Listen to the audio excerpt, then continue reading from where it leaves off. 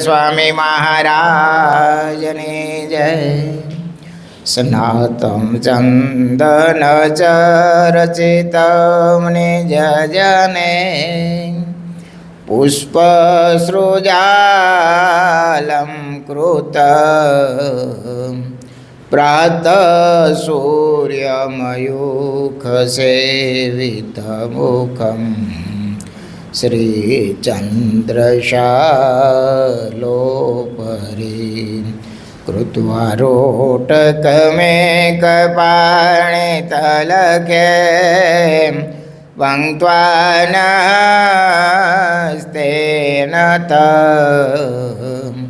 पूजानां प्रविलोकसेवकगणान् वन्दे सदा स्वामिनं वन्दे सदा स्वामिनं वर्णिवेशरमणीयदर्शनं मन्देहाचरुचिराननाम्बुजं पूजितं सुरनरोत्तमेर्मुदा धर्मनन्दनमं विचिन्तये।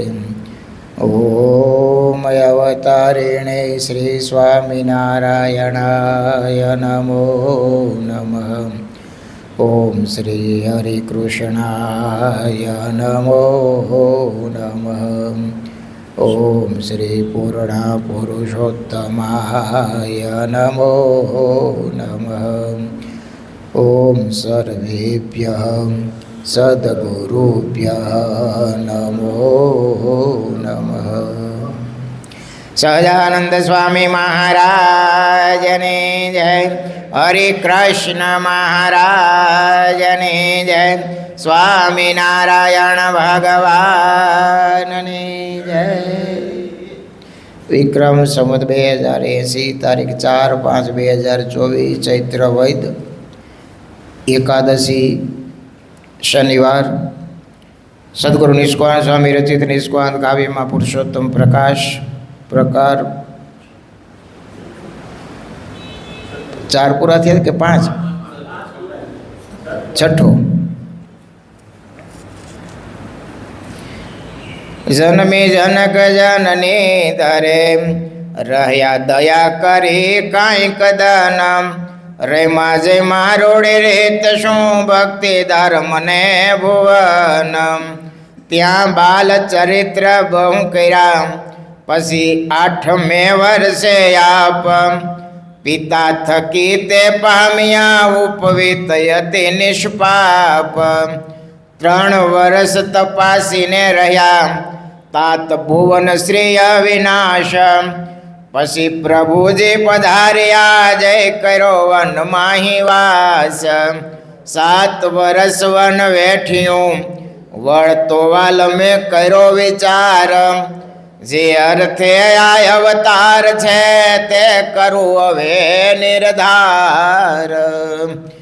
पसी जोगी गोपाल ने मळे रे करी एनी इच्छा पूरी वળી रे મળ્યા પ્રભુજી પૂરણ કામ રે તજી તન ગયા અક્ષરધામ રે પછી નવલખે પર્વત પધાર્યા રે बहु जोगी ने मुद वधार्या रे जोगी 9 लाख जोए जीवन रे थया नाथ निरखी ने मगन रे ते पण तन तजी निर्धार रे अवधे गया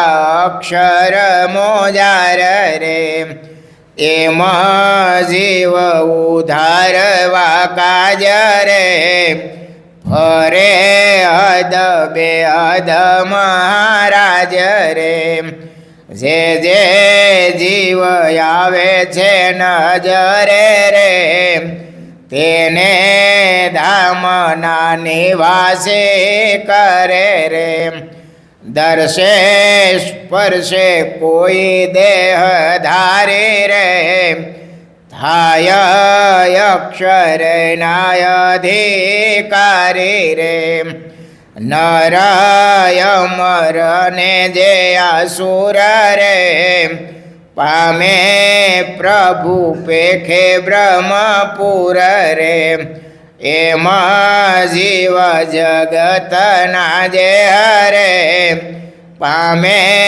અક્ષર ધામને તે હરે તીર્થ શહેર પુર નગર ગ્રામ રે ભરા જે ધરણી પર ધામ રે ત્યાં ત્યાં જેણે નિરખા ઘન શ્યામ રે તે પામી અક્ષર ધામ રે સહજાનંદ સ્વામી મહારાજને શું કહે છે સ્વામી?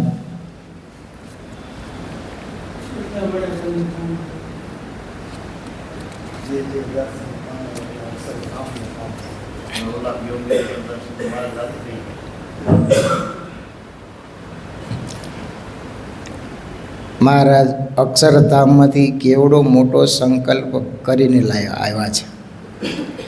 મહારાજ કે અમે એકલા નથી આવ્યા, અનંત મુક્તોને સાથે લાવ્યા છે. જ્યાં જ્યાં સ્વામી કે મહારાજ ફર્યા, જ્યાં જ્યાં વિચરણ કર્યું, જેને જેને યોગ થયો એ બધાય અક્ષરધામના અધિકારી થયા. હવે 9 લાખ યોગી કેટલા વર્ષોથી સાધના કરતા છે.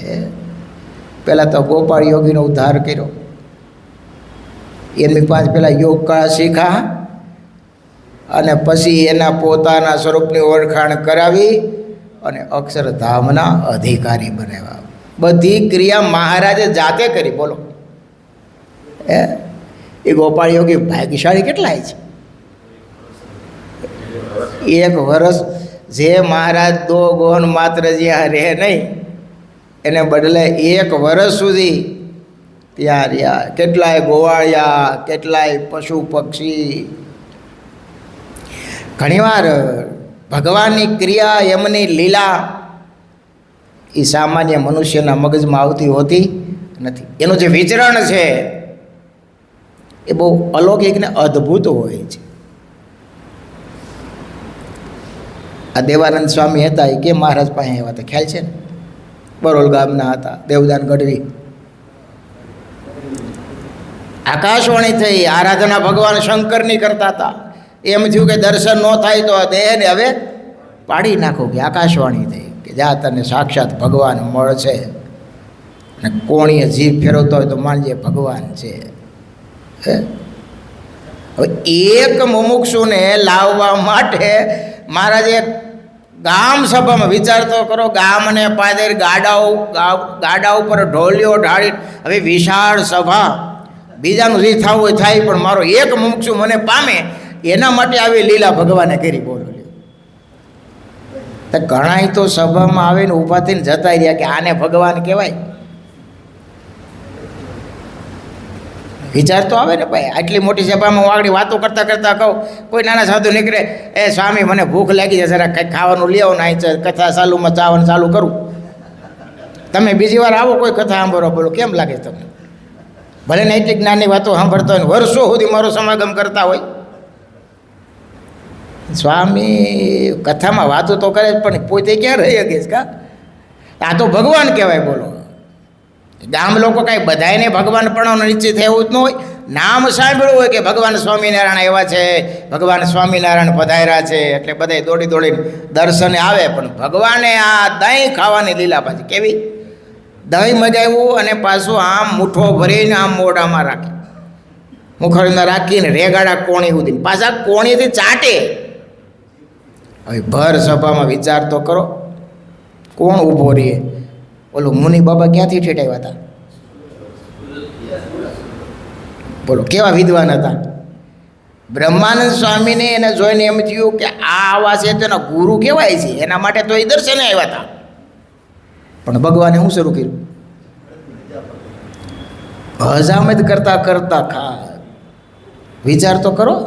આવું કોઈને આમ સામાન્ય માણસને સંકલ્પ થાય?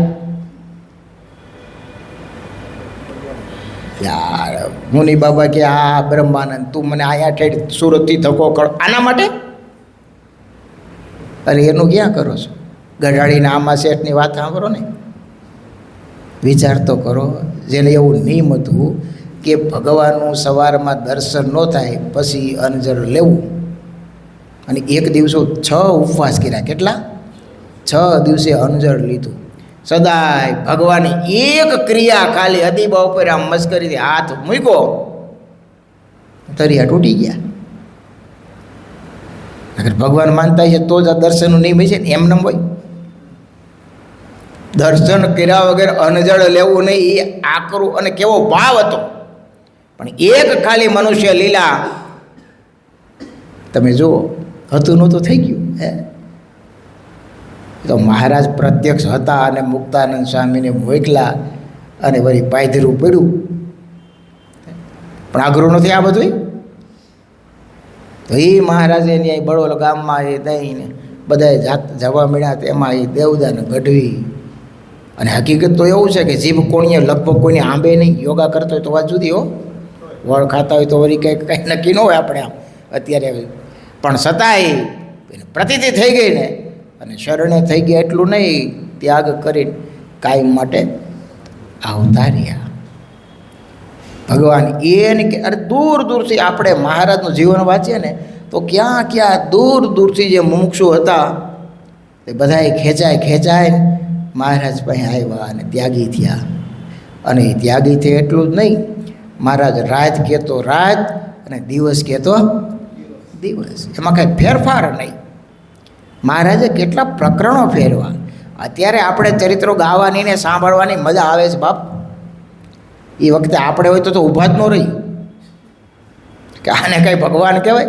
હવે સંતો આ બ્રહ્માનંદ સ્વામીને કેવા મોટા મોટા સાધુ જે રજવાડા જેને સન્માન કરતા હતા, મહારાજ કે પ્રકરણ ફરે છે.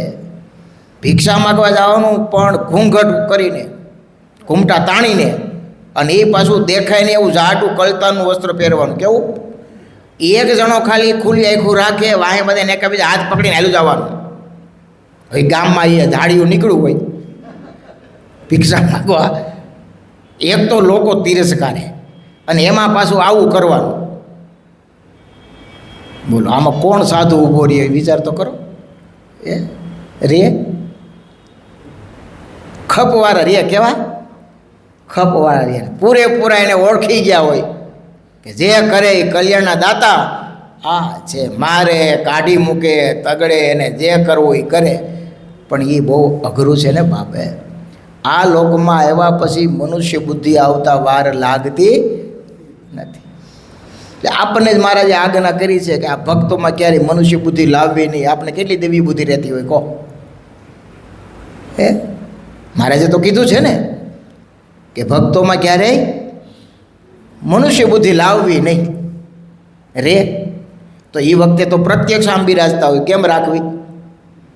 અને એ પાછા પોતે સારો થાળ જમે, સારા વસ્ત્રો પહેરે. સાધુને કે તમારે કાચા લોટના ગોળા ખાવાના, અને અમે કહીએ ત્યારે પાછું દર્શને આવવાનું, ત્યાં સુધી દર્શને પણ આવવાનું નહીં. પણ મહારાજ તમે વિચારો તો અક્ષરધામના બધાય મુક્તો હતા હો, અને મહારાજનો મહિમા સંપૂર્ણ રીતે સમજીને બેઠા હતા. એમાં કાંઈ ફેરફાર થાય એમ હતો નહીં હો. અને એને લીધે તો આપણે સુખીયા છીએ. એના પુણ્યને લીધે જ આપણે મજા કરીએ છીએ. નથી તો લોકમાં વાતો કહેવાય કે આ અમારા ગઢિયાના પૂન આડા આવે. કેવા? તે આપણે ક્યાં સાધના કરવા ગયા હતા? આપણે વળવાના થોડાક ઇતિહાસ આમ તપાસી તો ગામ છોડી દીધા સત્સંગ રાખવા માટે. સાધુએ ગામડે ફરી માર ખાધા, હાથી વાહે હાલતા, તિરસ્કાર કરે, ખાવાનું આપે ન આપે, ધક્કા મારે, ગામમાંથી કાઢી મૂકે. તો એને કે પ્રકારે કોઈ આવે ને ભગવાનની વાત કરવાની ને ભગવાનમાં જોડવાનું. એ બધાય દાખલા કરીને એટલે તો ગુણાતીતાનંદ સ્વામી કહેતા કે દુઃખ તો અમારી વારીમાં હતા, અત્યારે તો સુખપાલમાં બેહીને ભગવાન ભજાય એવું છે, જો ભજે તો. બહુ સુખ મળે ને તો આ ઉપાધિ પાછી ભગવાનથી થોડોક દૂર જતો રહે. વધારે સુખિયા થઈ જાય ને પછી બુદ્ધિ નવરી રહેતી જ નથી. કાંઈક ને કાંઈક નવું નવું નવું તો બતકડું કાઢે જ રાખે. હજી આમ કરી લઉં, હજી આમ કરી લઉં, હજી આમ કરી લઉં. હા, એ તો આ તમારા બધાનો અનુભવ જ છે ને. ગામડેથી આપણે અહીંયા આવ્યા હોય, શરૂઆતમાં હજી ધંધામાં સેટ થતા હોય અને 2-5 વિદ્યાર્થી ભેગા મળીને કંઈક રૂમ રાખીને રહેતા હોય ભાડાના મકાનમાં, અને પછી થોડુંક હરખું આવે ને લગ્ન પ્રસંગ સંબંધ સગાઈ થાય, લગ્ન થાય અને એક નાનું એવું ટાઈમ પૂરી ભાડુંનું મકાન લે, નાની એવી નોકરી ધંધો ચાલુ કર્યો હોય અને પછી વિચાર થાય કે આપણે એક ઘરનું મકાન થાય ને તો આ લબાચા ફેરવવા નહીં, વારે ખેલે ખાલી કરવું, વળી બીજું બદલાવવું, ભાડાનું કાંઈ વળી જોઈએ એવું ફર્નિચર થાય નહીં. એક મકાન થઈ જાય ને ભગવાન કરે ને મકાને થઈ જાય ઘરનું. પછી એમ થાય કે આ સ્કૂટર છે તો 4 વ્હીલ ગાડી હોય તો તડકો ઠંડી શિયાળો આ તેને ફેમિલી સાથે વળી વેકેશનમાં 5 દિન રજા હોય તો ક્યાંક જવું હોય તો જવાય એમ, થોડુંક સારું લાગે ને. ભગવાન કરે ને ગાડી થઈ જાય, બંગલોય થઈ જાય, કેમ લાગે તમને બોલો? તો તમે બિહાઈ પાછું પગવાળી. બંગલો થાય ને ગાડી થઈ જાય પછી એમ લાગે કે આ સોસાયટી બરાબર નથી, આપણે ક્યાંક આમ વ્યવસ્થિત સોસાયટી હોય ને ત્યાં જાય, ત્યાંય જાય ને સેટ થાય તે વિચાર બંધ થઈ જાય ને. અરે ના, આ આપણા છોકરા અહીંયા મજા આમ બરાબર, એજ્યુકેશન બહુ સારું નથી, અમેરિકા જઈને ડિગ્રી કરાવી, ક્યાં લંડન કે અમેરિકા ને ઇઝરાયલ એ થાય. અહીંથી હસોડા બિસ્તરા પોટલા ને હસોડું ન્યાય જાય. સંકલ્પ કયો હતો પેલો? હે, ખાલી પોતાનું થોડુંક થઈ જાય, ભગવાન બધુંય આપી દે, બધુંય થઈ જાય તો એમ થાય કે હાલો હવે મહારાજે બહુ સાનુકૂળતા આપ્યો, બસ હવે તો પહેલાં જેવું કાંઈ છે નહીં, આપણે રાયતી ધોળા કરવા પડતા નથી, શાંતિથી ભગવાન રોટલો આપી દે છે, છોકરા એના ધંધામાં વેલસેટ થઈ ગયા છે, હવે આપણે શાંતિથી બેસીને સત્સંગ સેવા ભજન કરીએ, છેલ્લો જન્મ કરી લઈએ, હવે આપણે બીજો કાંઈ દોડ કરવો નથી. ઘણાય ભગવાને ધાર્યા કરતાં આપણને સુખિયા કર્યા, હવે આપણે દોડવું નથી. બોલો, આવો વિચાર આવે?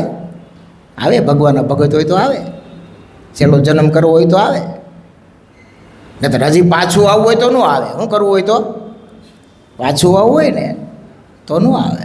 એમ થાય કે હજી આપણે બેઠા છીએ, થોડુંક છોકરાને ટેકો દઈને, અરે બાપ જે જન્મો છે ને એનું પ્રારબ્ધ લઈને જ આવ્યો છે. એ તમે કદાચ એના પ્રારબ્ધમાં નહીં હોય ને ગમે એટલું ખડકીને જાઓ ને તો એના ભાગમાં કાંઈ રહેવાનું નથી, એ ભોગવી શકતો નથી. ફોટડીવાળા કેશુભાઈ હતા, હું ઘણીવાર વાત કરું છું. રાજકોટ એકવાર આવેલા, પછી દેવસ્વામી મને કહે કેશુભાઈને જરાક જમાડી દેજો, મહારાજને કીધું છે રોટલો એની માટે બનાવ્યો છે, જમે ગયા આવતી તમે ઊભા રહેજો. ભલે સ્વામી.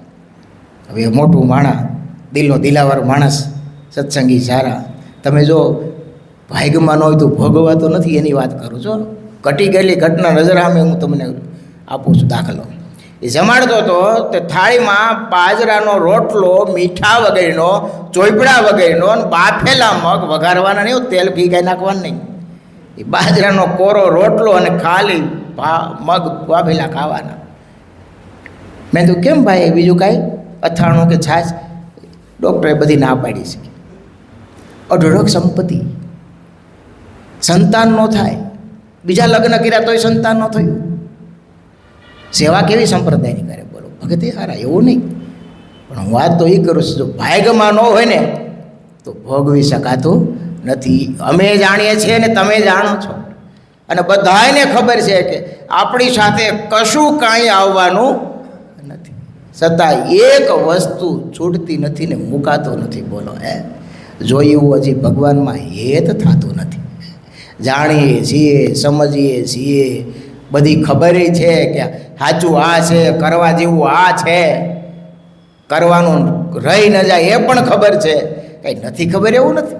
હું કહું છું ને તમે કંઈ સાંભળો છો ને અત્યારે ખબર પડી એવી વાત છે? આ વર્ષો પહેલાંની તમને ખબર જ છે કે આપણે શું કરવું જોઈએ, પણ થતું નથી. તકલીફ ન્યા છે, લ્યો, થતું નથી. નકર તો ભગવાન આ સમયમાં કેવું સાનુકૂળતા છે તમે જુઓ, વ્યવસ્થા કેવી. વચનામૃત પહેલાં તો વાંચવું હતું તો ક્યાં કોક પાસે વચનામૃત હતા. અત્યારે તમે પોકેટ દઈ કેવું હાવ નાનું, અરે મોબાઈલમાં બધું આખી લાઇબ્રેરી નાખી દો ને.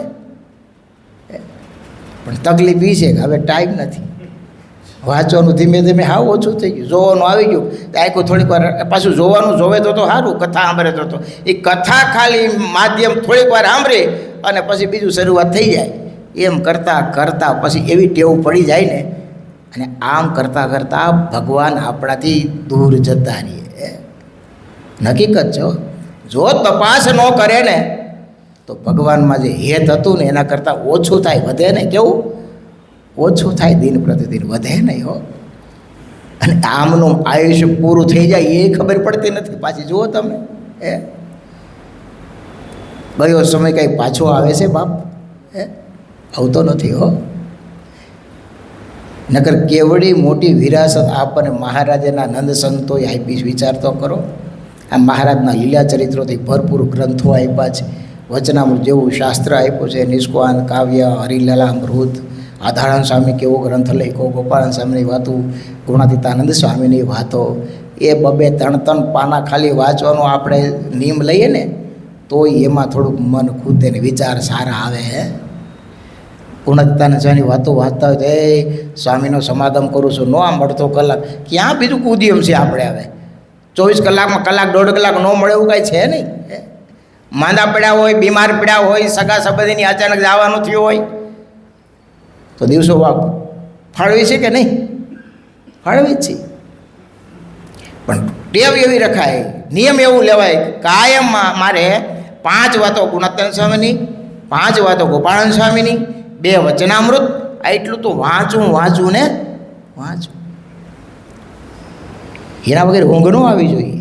જેથી વંચાણું ન હોય એમ જો આપણો દિવસ વાંચ્યો ગયો. આજે આપણે મોટા સંતોનો સમાગમ કર્યો નથી, આજ મહારાજનો સમાગમ કર્યો નથી. આમ અધૂરપ લાગવી જોઈએ કે આજ મારે દિવસમાં કંઈક ઘટે છે. આવા જ્યારે વિચારો આવે ને તો માનવું કે હવે ધીમે ધીમે આપણને ભગવાનમાં હેત થશે, ભગવાન વધારે યાદ આવશે. અને સમય આવે તો એને થોડુંક વધારતો જાઓ સમયને.